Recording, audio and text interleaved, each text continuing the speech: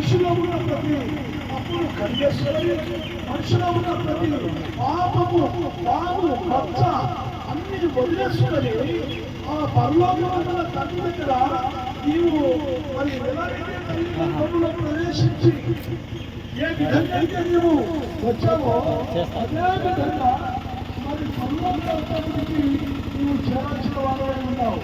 దేవుని సోదరి సోదరులారా ఆలోచించండి. ఈ 10 రూపాయల గ్రామ ప్రజలకు అందుకోరు మండలము ప్రకాశం జిల్లా మరి పొందిన ఎందరో నాయకులు వచ్చారు. మన ప్రకాశం మరి భక్తులు అనగా మరి ఆయన చేసిన సేవను గుర్తించి ఒక జిల్లాగా మరి ప్రకాశం జిల్లాలోనే ఒక రాష్ట్రంగా ఆశించారు. చూసారా మనిషి భూమి మీద ఎన్నో మరి కళలు సంపాదించుకుంటాడు, ఎన్నో పేర్లు సంపాదించుకుంటాడు. కానీ పరలోక రాజ్యంలో అని ఏమి సంపాదించుకుంటున్నామంటే మానవుడు ఏమీ సంపాదించుకోలేకుండా పోతున్నాడు. కానీ తన శరీరానికి కొన్ని సంపాదించుకుంటున్నాడు. కానీ అది చనిపోయేగానే మట్టి శరీరం మట్టికి వెళ్ళిపోతుంది. దేవుడి ఆత్మ దేవుడి రాజ్యానికి వెళ్ళకుండా నరకానికి అగ్నిగుండానికి జారిపోతుంది.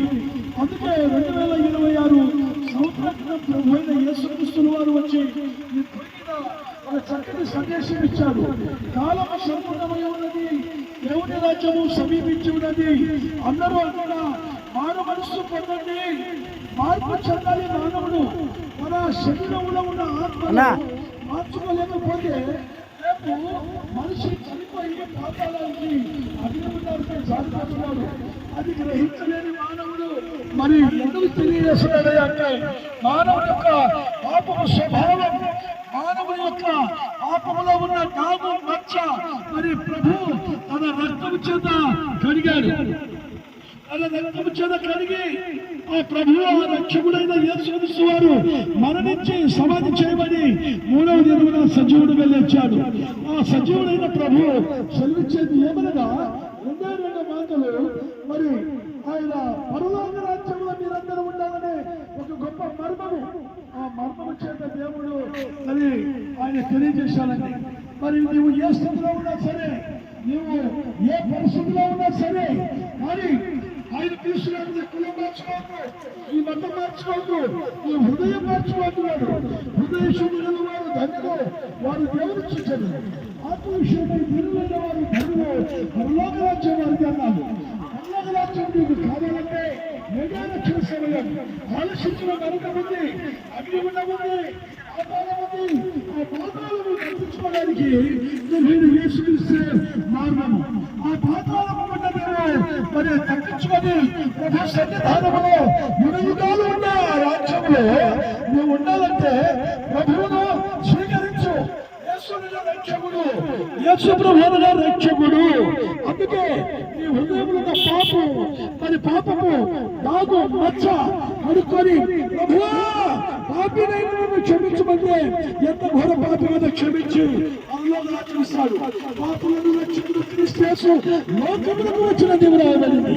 పాపపు స్థితిలో ఉన్న మానవుడికి ఆయన ప్రేమించాడు. పాపపు స్థితిలో ఉన్న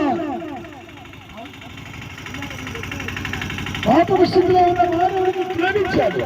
పాపంలో ఉన్న మరి మానవుడికి ఆయన ప్రేమించి పరలోక రాజ్యాన్ని ఇచ్చాడు. మరి ఈ శబ్దంగా ఉంటున్న నీవు ఏ స్థితిలో ఉన్నావు? పాపమనే దానిలో ఉన్నావా? పాపమనే మధ్యలో ఉన్నావా? పాపమనే స్థితిలో ఉన్నావా?